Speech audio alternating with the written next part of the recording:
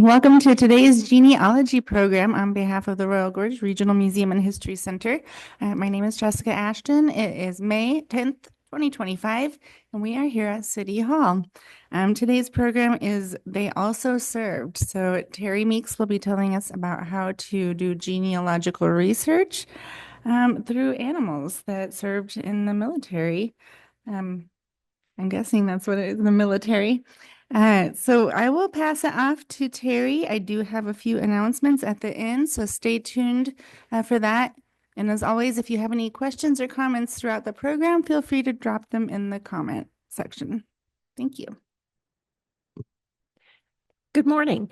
And because May is a month where we celebrate the military, Armed Forces Day is in May, as well as Memorial Day.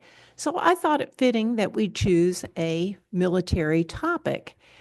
Since we have covered some previous military service records, I thought I'd look into animals and the people that worked with them. So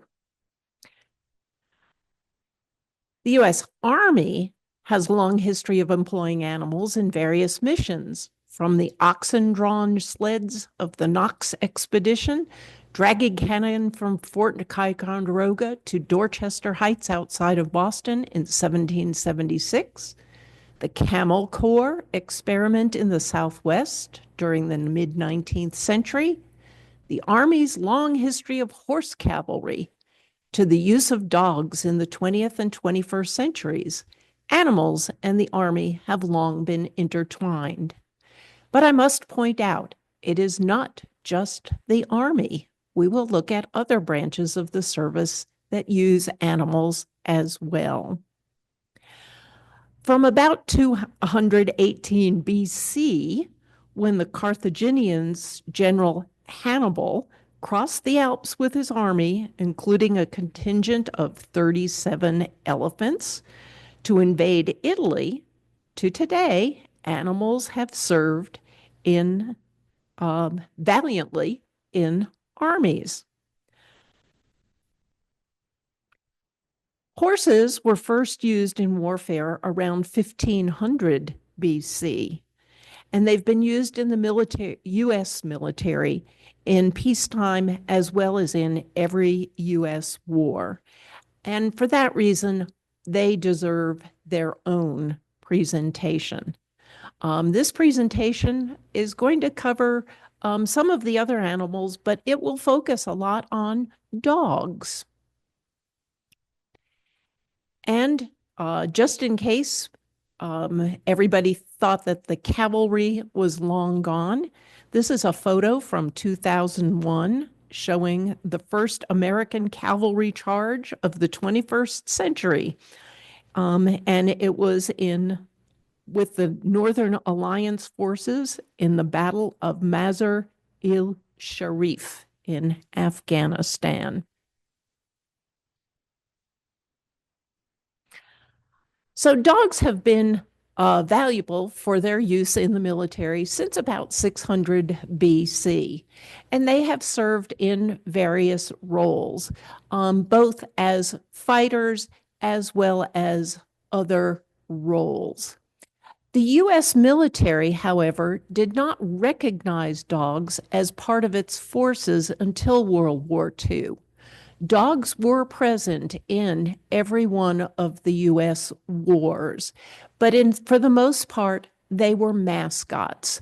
They were there to comfort their soldiers, but they did also perform some of the duties that we see listed here, acting as sentries, acting as scouts. They would warn their masters of impending danger.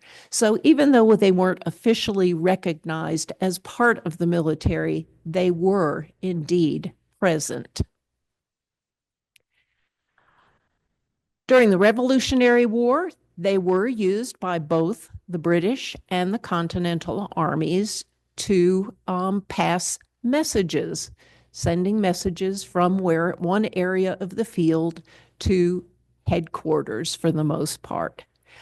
Because of their keen hearing and their sense of smell, they could detect the approach of enemy forces. And so they were used as guards for the camps. Um, they would warn their handlers or their unit that enemy forces might be approaching. They did perform guard duty along with their handlers, and they also provided that comfort and companionship. They were a reminder of home. And here from the Revolutionary War is a sketch of General Charles Lee and his dog, Spado.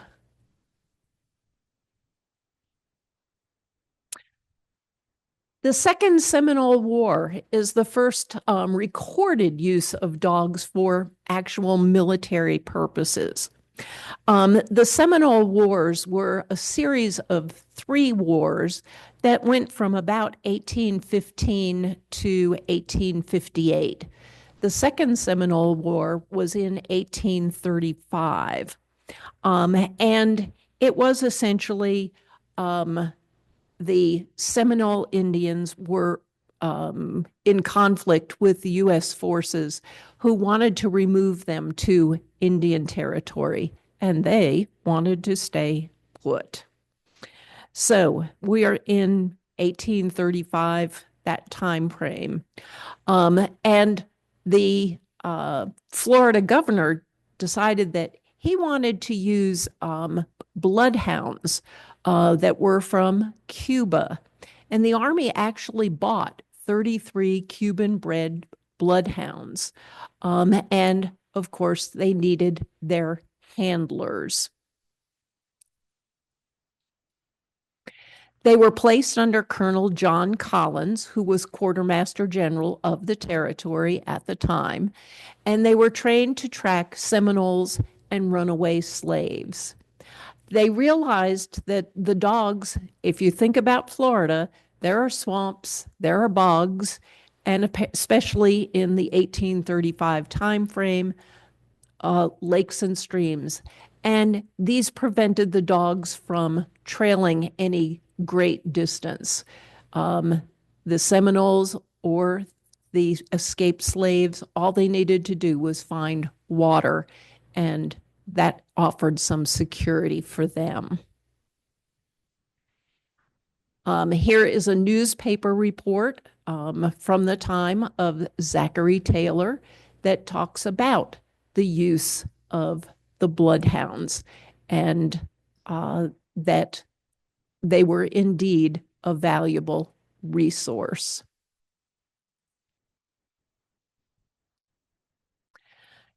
During the Civil War, here again, people brought their home dogs or they found dogs and they were adopted as mascots for their units.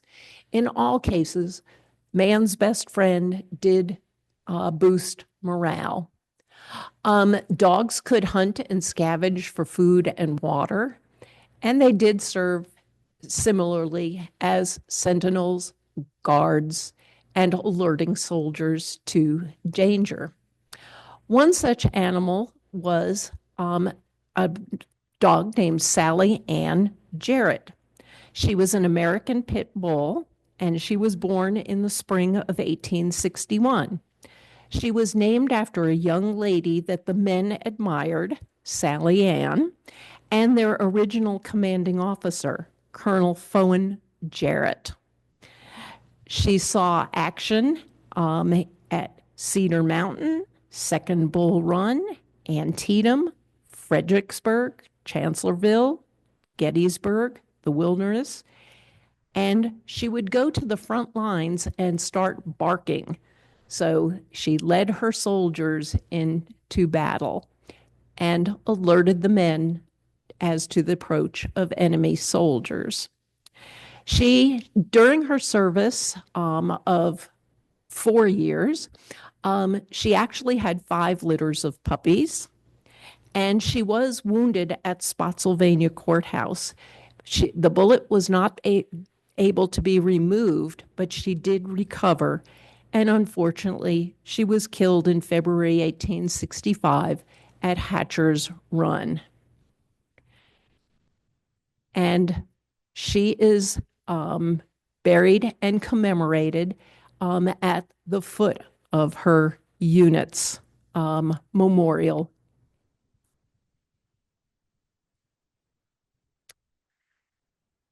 Union Jack is another dog. He was the mascot with the 102nd Pennsylvania Volunteers, and we see the list of battles that he participated in. And he was known for stealing chickens when the men were hungry. Union Jack was sent out to find chickens. Dogs were also used as guards at Andersonville Prison in Georgia. Warden Captain Henry Wirtz, and he was a despicable man.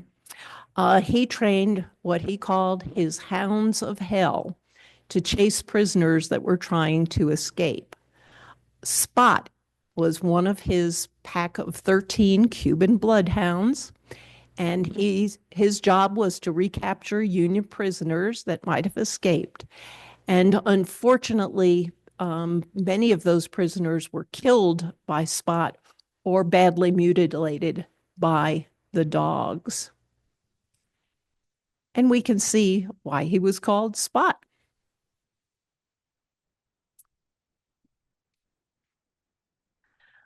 This is a fascinating story.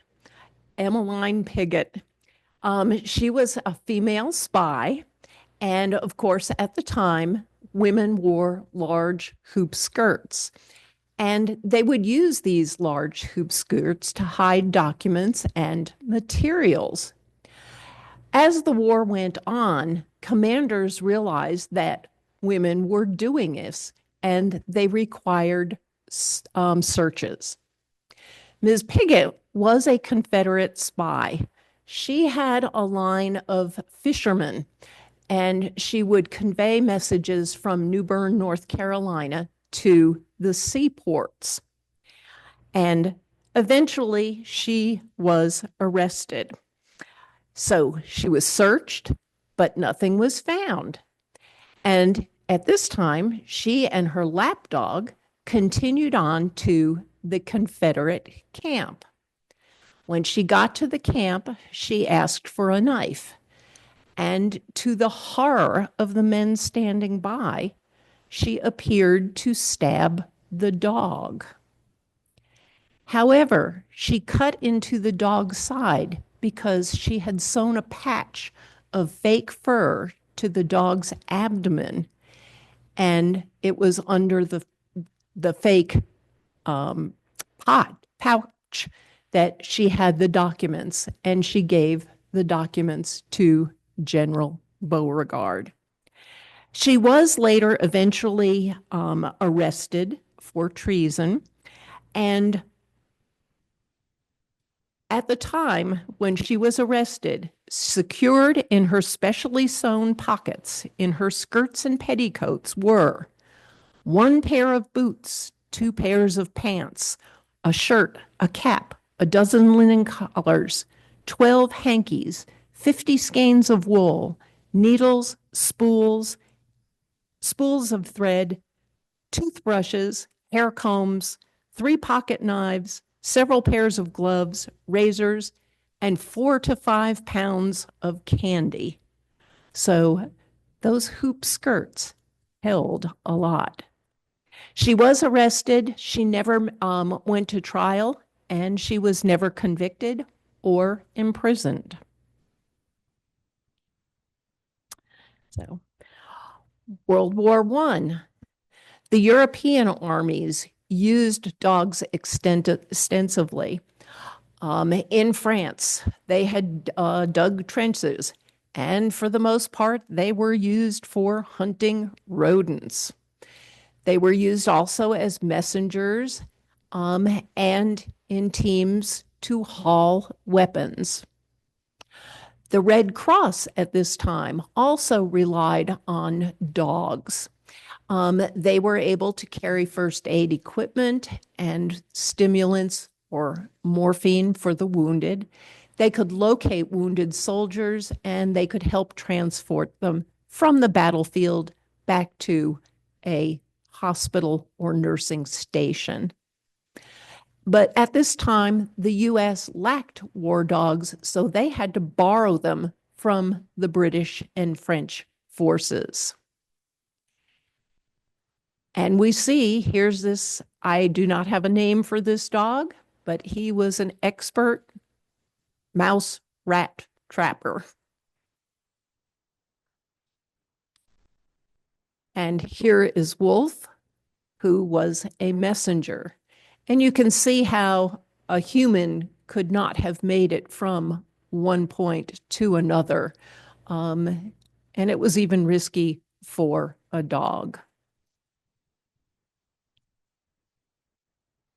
One of the World War I heroes is Stubby. He was a stray that was adopted by Corporal Conroy. He was taken to Europe as a mascot and a pet for Corporal Conroy. But in 1918, when the German army used a mustard gas attack against the 102nd Infantry, he ran from soldier to soldier, barking and alerting the men to the danger of the gas. He also discovered a German soldier that was mapping the layout of the Allied trenches, and his alert led to the capture of the spy. He actually served 18 months and participated in 17 battles.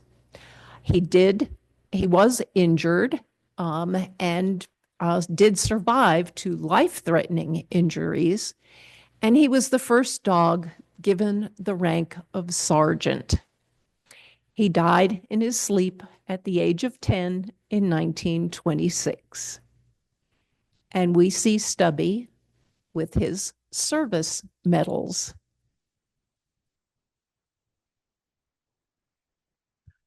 Rags was another mascot for the 1st Infantry Division. He was found in Paris by Private James Donovan and trained to run messages. He likewise provided early warning of incoming artillery shells. His excellent hearing could hear the whistle of the shells, and he would warn the men. He was particularly active in the Meuse-Argonne campaign. And despite being bombed, gassed, and partially blinded, he saved many lives. And this is Rags with Private Donovan. In Hartsdale, New York, there is a memorial dedicated to the war dog for their services during World War I.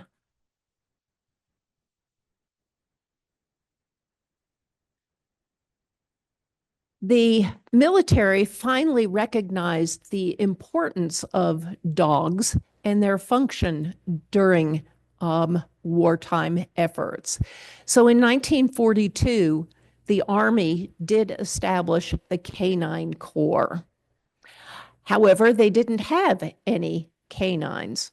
So, in association with the American Kennel Association and Dogs for Defense, they began a newspaper campaign where they wanted to ask dog owners to donate their animals, their home pets, for service in the military. Pretty much right away, the training got started, and the Quartermaster Corps was given the task of training the dogs not only for the Army, but for the Navy, Marines, and Coast Guard. And here is a newspaper article talking about that. You're in the Army now, and they seem to like it. And here are two dogs that have at least gone through basic training.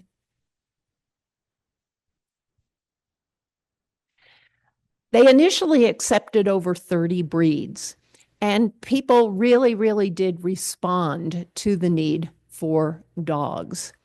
As when time went on, they realized that not all dogs were appropriate for wartime service, so they narrowed it down to just 7 breeds.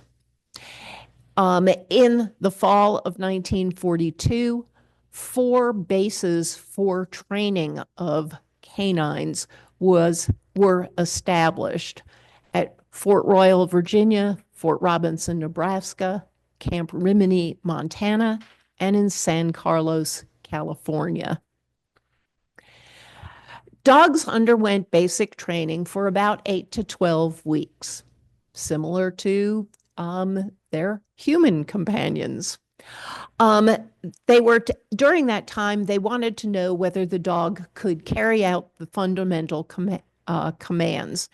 And they also wanted to familiarize them with the possible things that they might run into on the battlefield, wearing muzzles, wearing gas masks, riding on military vehicles, and most importantly, could they still function under gunfire or cannon fire, etc. Following, if they passed the basic obedience training, then they would go on to perhaps 4 specialized programs. And they were trained specifically to act as sentry, scout, messenger, or mine detection dogs. And they had separate schools for each one of these types. They found that the dogs worked best if they were trained with their handler, and that the handler as well as the dog, were assigned as a pair to their particular duty stations. The handlers were taught to care for the dog's diet, exercise, his continuous training, and his housing. And only the handlers were allowed to feed the dogs. Since they were working dogs, petting and playing were limited. The dogs were effective in detecting and alerting to unauthorized presences. Sentry dogs. They worked on a short leash, and they gave a warning by growling, alerting, or barking.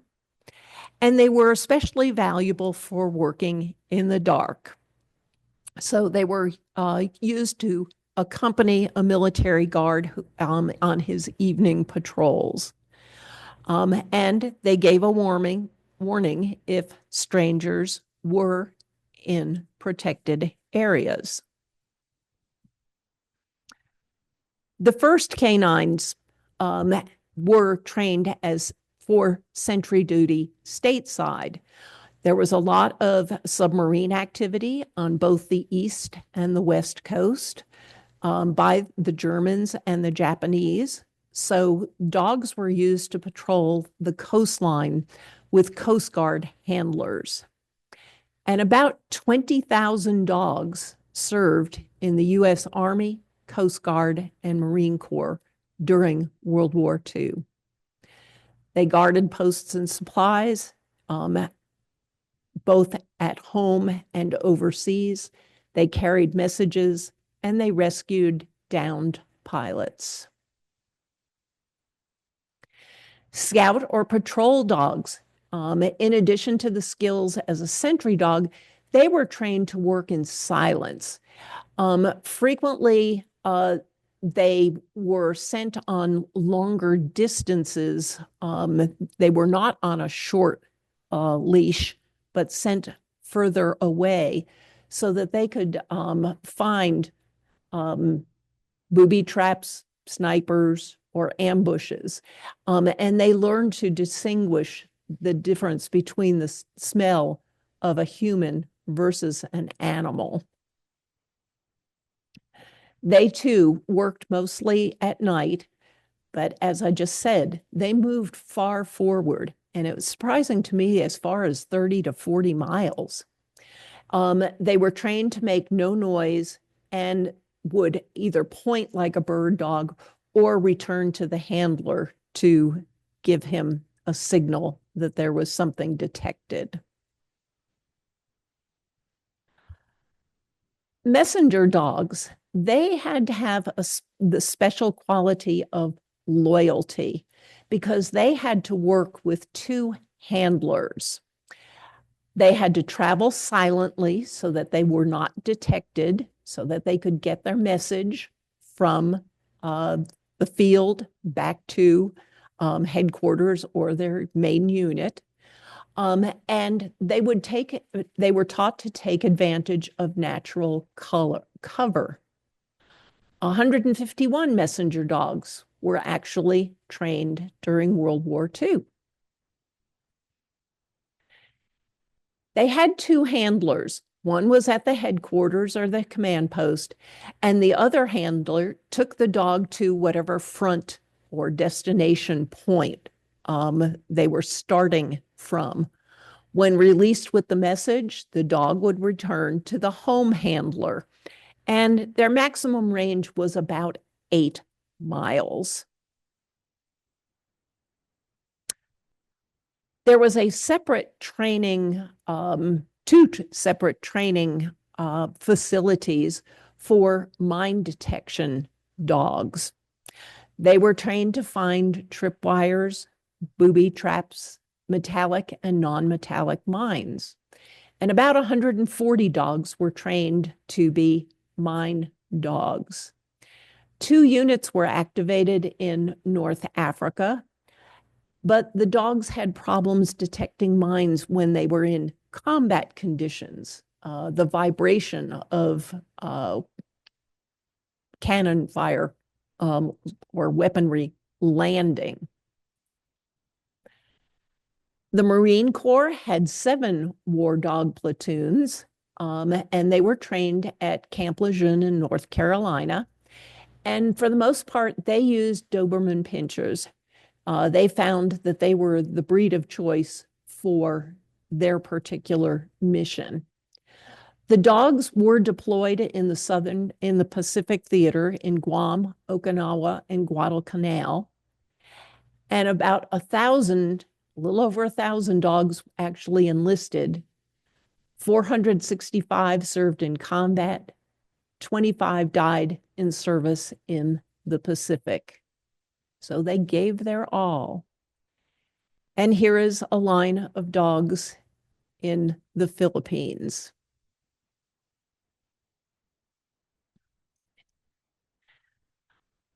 Dogs were also used as paratroopers at the Bulge.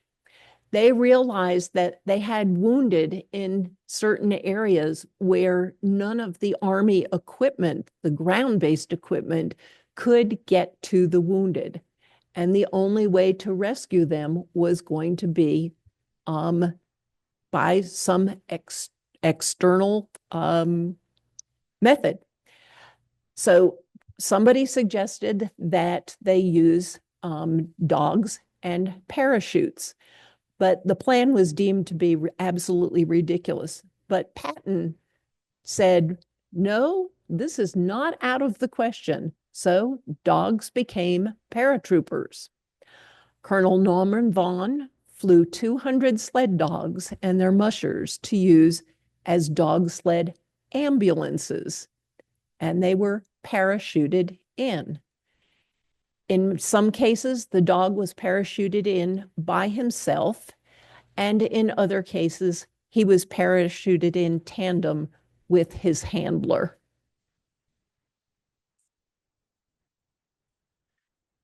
One of our World War II heroes is Chips, who was a German Shepherd mix, and he served with the 3rd Infantry Division as a sentry dog. He actually broke away from his handler and attacked an enemy machine gun nest in Italy. He forced the entire crew to surrender. He was wounded, received the Distinguished Service Cross, the Silver Star, and a Purple Heart. And all of these medals were revoked because at the time, there were no commendations for animals. Chips served for 2 years, and he was discharged in December of 1945. And here is a picture of Chips.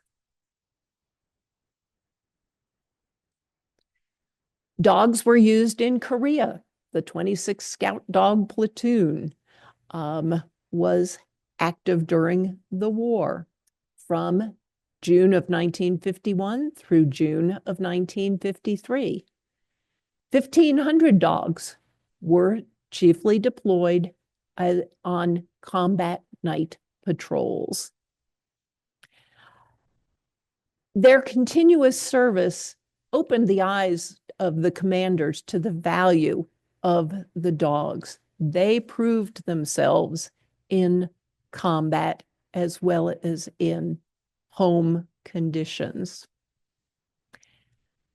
About 5,000 dogs served in Vietnam. 10,000 servicemen served as dog handlers. 232 military working dogs and 295 handlers were killed during the Vietnam War. One of the problems with training these dogs for the various missions in wartime is, how do you get them back to home? Many of the dogs were not adaptable to return home. So some of them were assigned to other bases, but many of the dogs had to be left behind or euthanized because they were trained specifically to perform a job that perhaps did not exist in the civilian population. So that's kind of sad to realize. In 2011, a Navy SEAL, Belgian Malinois, named Cairo, and his handler were involved in the capture and killing of Osama bin Laden. So they are still used today. And here is Cairo with his handler, Mr. Chesney. Pigeons. The ability of pigeons to find their home was discovered about 7,000 years ago. In Europe, they were popular as food, and people kept them as pets, and they were also used as messengers in civilian times, not necessarily in war times. Pigeons did come to America with the early settlers, but they were not used during the Revolutionary or the Civil War because they didn't know how to train them or how to use them in terms of communication. The colonial settlers they used them as a ready food source or as house pets. So there was no effort to train them at that time. After the Civil War, they became a primary means of communication for every branch of the military. We did have the advancement of the telegraph and the telephone, but these required physical lines from machine to machine, from the telegraph station to a telegraph station, from the phone to the phone. And those lines could be severed or, more importantly, tapped. So the Navy in particular also, they were even further limited in their communication because they were at sea. So they used pigeons for communication through the 1890s. During World War I, the U.S. Signal Corps realized the value of pigeons. The telephone and telegraph lines were routinely destroyed by artillery. And couriers, being large, were even in more danger. And we saw with the dogs that there was barbed wire that they had to navigate. So General Pershing recommended the creation of the pigeon service in July of 1917. And by October, 800 pigeons were sent to Europe. They had a pigeon breeding and training center in Fort Mammoth, New Jersey, and that lasted until 1957, well after telephone, telegraph, and other services existed. They carefully selected the young birds, and they were used as messengers and photographers. Pigeons do naturally home, but they also had to retreat, go through training. And one of the other important aspects was they wanted a pigeon that would fly home, and they would go through multiple generations of these pigeons. If one parent pigeon was a good flyer, they would use the offspring with some reasonable certainty that they too would fly home. And here we have a huge newspaper article all about carrier pigeons and their missions and their use. Their training began as soon as they were acquired, so pretty much within a matter of days after their birth. They used food to train them. The food, they trained them to be that the food would be associated with their home and their loft. So when they were about 3 weeks old, they were taught to re-enter the loft, coached by the rattle of the tin feed can. When they got to the loft, they were attracted by the noise, and when they got to the loft, they were immediately fed. So this became a repetitive habit. By the time they were 12 weeks old, they were training at greater distances. And here is a wheeled pigeon loft. They used the birds also for night flying, and these were specifically bred for their night flying ability and their ability to return to the home loft. They were selected after 3 generations of birds had shown promise in night flying and returning to the loft. They were trained like the daylight birds, except they were trained at dusk and at night. The messages that they carried, the sender wrote a dispatch on a small scroll of rice paper.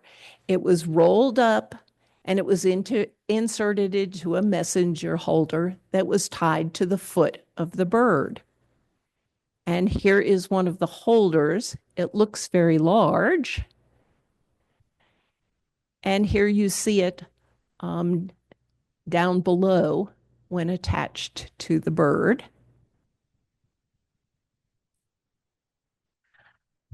They were also outfitted with tiny cameras, and they were released over enemy territory. The cameras were set to photograph over certain periods of times, once a minute, once every 30 seconds, it would take a picture. So all of these photographs are aerial photographs, the bird looking down. So they were the spy's best friend. And interestingly enough, 95% of the carrier pigeon missions were completed. There were hundreds of thousands of missions. That's a huge number of successful missions. And carrier pigeons earned more medals of honor than any other animal in the military. This is dark and it's very hard to see, but you can see that there's a little camera attached to the carrier pigeon. In World War II, pigeons were used to a lesser extent because they did have wireless radios, but they were deployed in Europe and in the Far East. And here is one in service in the Far East.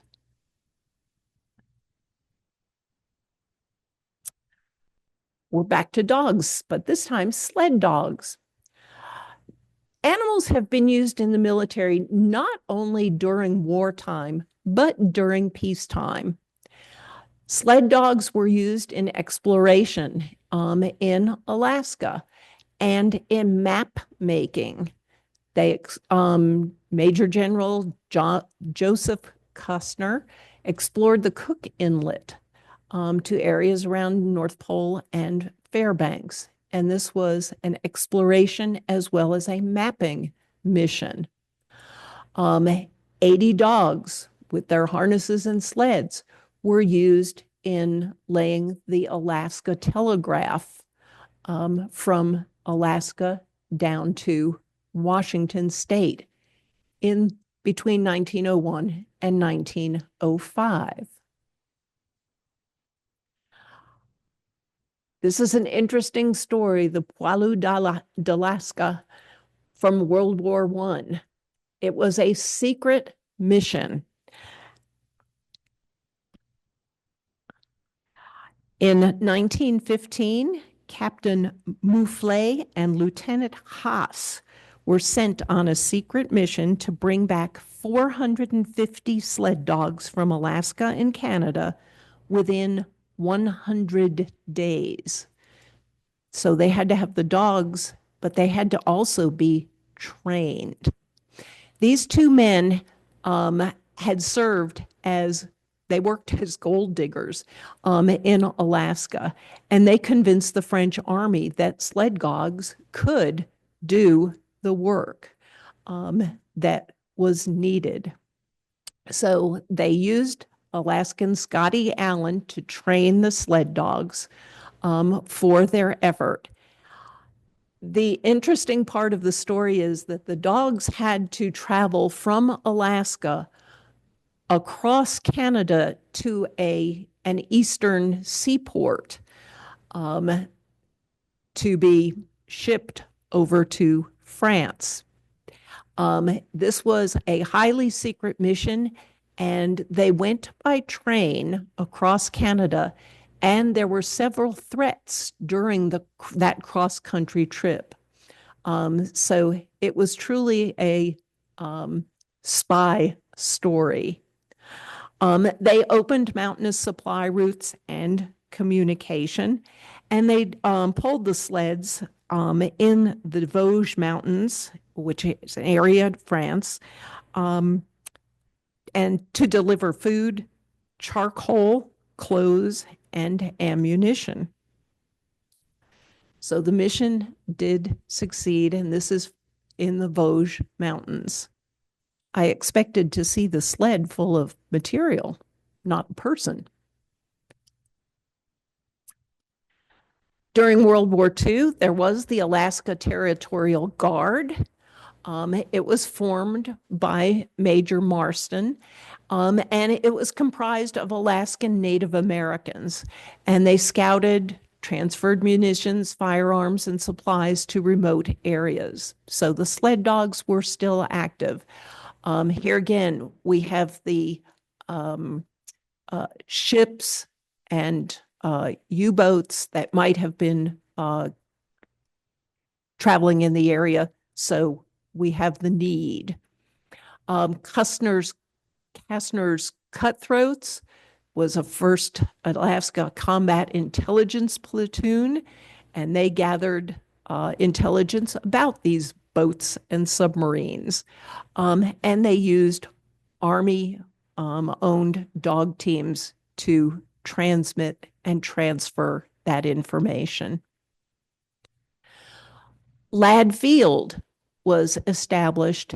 They were using the field for training in search and rescue activities, as well as training to provide policies for dog care and use in their field.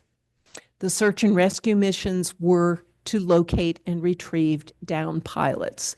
They did not know what kind of conditions that the animals would encounter, but if it was in the European theater where wintertime, they used the sled dogs.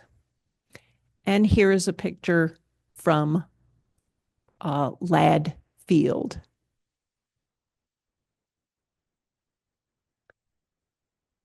The camel experiment. It was proposed by Major George Crossman in 1836, but it kind of fell by the wayside. They wanted to use camels as pack animals in the Southwest, and it did make a lot of sense. So in 1848, 12 years later, Major Henry Wayne did resurface the idea, and it did get the backing of Jefferson Davis. He was, at the time, the Secretary of War. In 1855, the Congress appropriated $30,000 to import camels. 33 camels and their pack saddles were acquired, and they were sent to Indianola, Texas. In May 1856, they arrived along with 5 camel drivers. The experiment was active for about 10 years. They were headquartered at Old Camp Verde near Kerrville, Texas. And a second cargo of 41 camels arrived in 57. And here is a plaque in Texas for the site of Camp Verde, the headquarters for the 40 camels sent by Secretary of War Jefferson Davis to be used in a system of overland communication with the West, which proved impracticable. Here is an 1898 newspaper article talking about the $30,000 for the purchase and importation of camels from Egypt and Arabia for the use in the western deserts.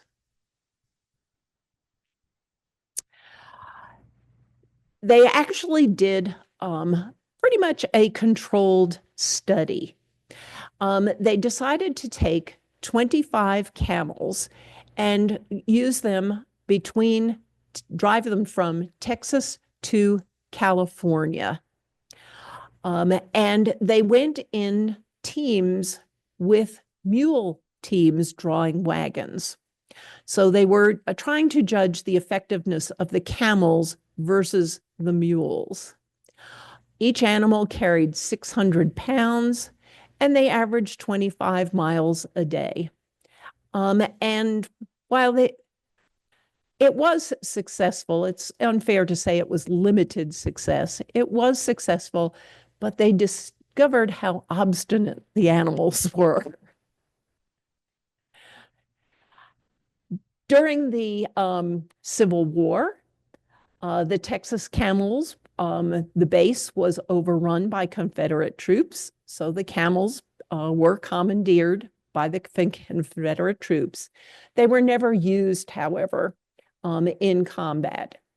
31 camels were also stationed at Fort Tejon in Kern County, California for a year, and also in Wilmington, California from 1862 to 1863.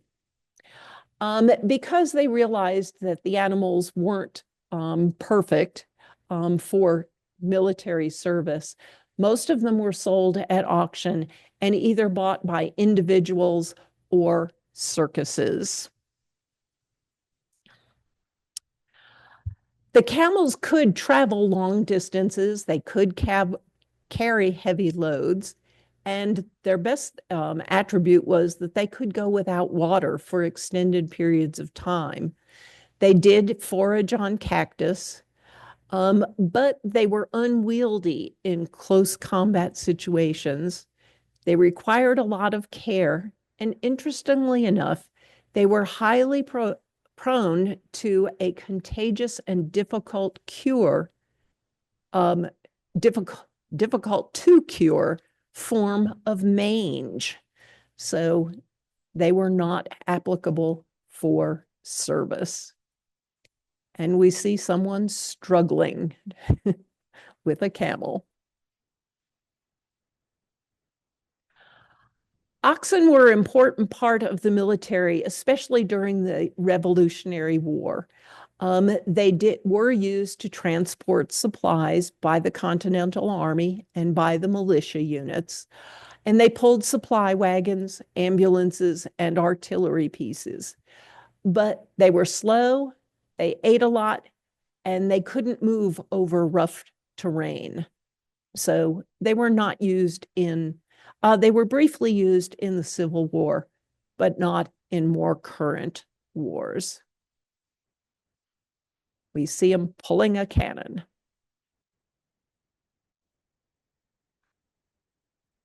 There is the military marine mammal program, where they use bottlenose dolphins and sea lions. They are based in San Diego, California, and this is current day. They are used to rescue naval swimmers, guard Navy ships against enemy divers, locate mines and assist in the clearance of mines by the divers, aid in location and recovery of equipment lost, and they attach homing devices for torpedoes. They were used by the Navy during Vietnam and the First and Second Gulf Wars. And there are about 70 dolphins and 30 sea lions in the program as of 2019. They have 5 sets of training programs for these animals. One is specialized in swimmer detection. 3 teams are in mine location, and 1 is in object recovery. They live in pens near the docks of the base, and they are trained using hand signals and whistles. And we see a bottlenose dolphin and another working.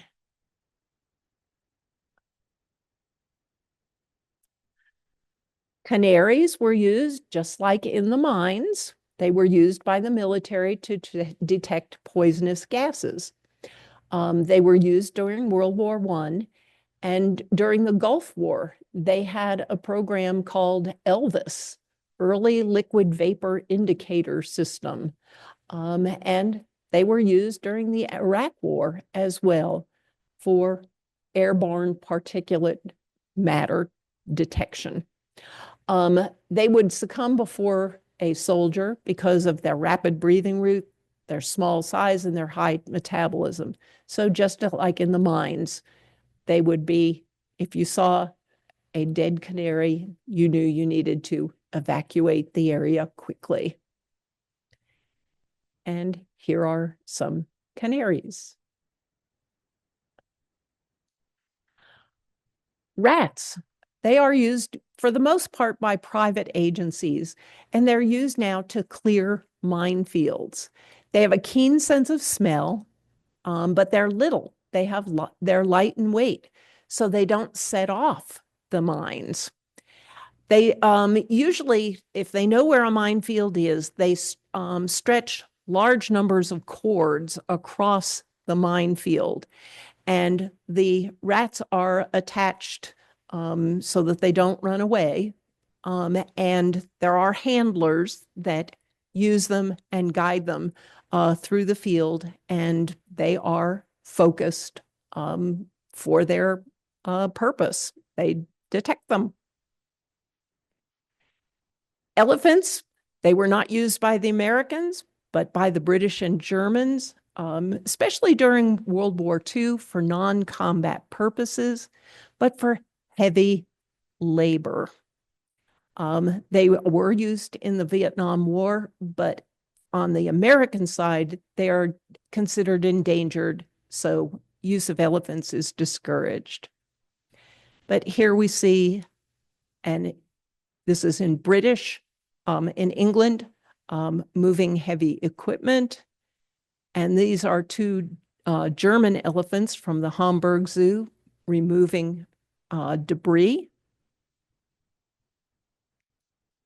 And we have the Canadian bear Winnie that was the mascot and is the inspiration for Winnie the Pooh. So where do you find records that are relevant to? From the Civil War, we see service records. He was a military surgeon, a farrier. Don't forget, there were still horses in the veterinary corps. Here again, veterinary corps, and these are from the Civil War.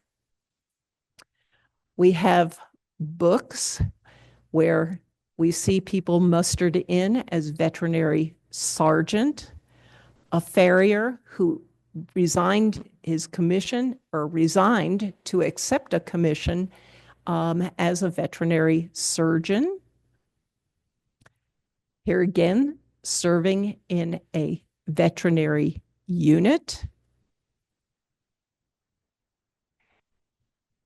And I didn't realize, but the ambulance corps during World War I, many of the units for the ambulance corps were drawn by horses.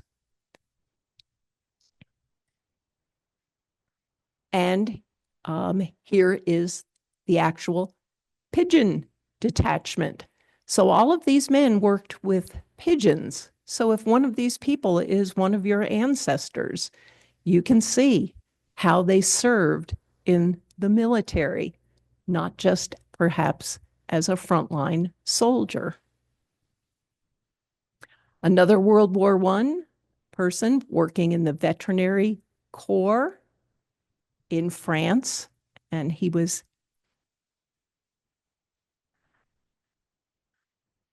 Otto Booth, also in the veterinary hospital corps. And Mr. Kelly, who was in the veterinary. So there are numerous records, headstone applications, the first advanced animal training depot in World War I. The Korean War. Here's a gentleman who was wounded in the Korean War, but he was with the veterinary animal technician. As well as newspaper articles. When doctors were relieved from duty, they went into civilian service, but some of the newspaper articles indicate their prior military service. Late of Camp Wadsworth, South Carolina. Former Navy veterinarian joins a local hospital. And plenty of volunteers. This is for Korea. And 236 veterinarians have volunteered to serve in Korea So, um, don't overlook your ancestors' military service. Try to dig further to see what kind of unit they might have served in. While the vast majority was served in infantry or other aspects, there were some that also worked with animals.